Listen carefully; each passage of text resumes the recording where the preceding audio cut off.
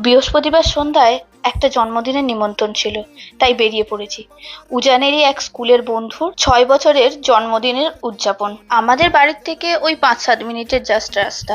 আর প্রত্যেকবারই বেরোনোর সময়টা এত হড়বড়ি করি যে গিফটটা নিতেই ভুলে যাই। কিছুটা রাস্তা যাওয়ার পর তারপর মনে পড়লো, আবার ফিরে এসে গিফটটা নিয়ে গেলাম। আর চলে এসেছি জন্মদিন বাড়িতে। আর যার জন্মদিন তার নাম হলো প্রত্যুষ। আর অনুষ্ঠানটা ওদের বাড়িতেই হচ্ছে। আর এই যে প্রথমে গিয়ে ওর মায়ের সাথে কিছু ছবি তুলে নিলাম। তারপর বাচ্চারা দাঁড়িয়ে দাঁড়িয়ে কিছুটা ফটোশুট করে স্টার্টার কাউন্টারে এলাম। আর এনারা সব হলো উজানের স্কুলের অন্যান্য বন্ধুদের মায়েরা। আর তারপর খুব বেশি দেরি করিনি, কারণ তাড়াতাড়ি বাড়ি ফিরতে হবে, পরের দিন স্কুল।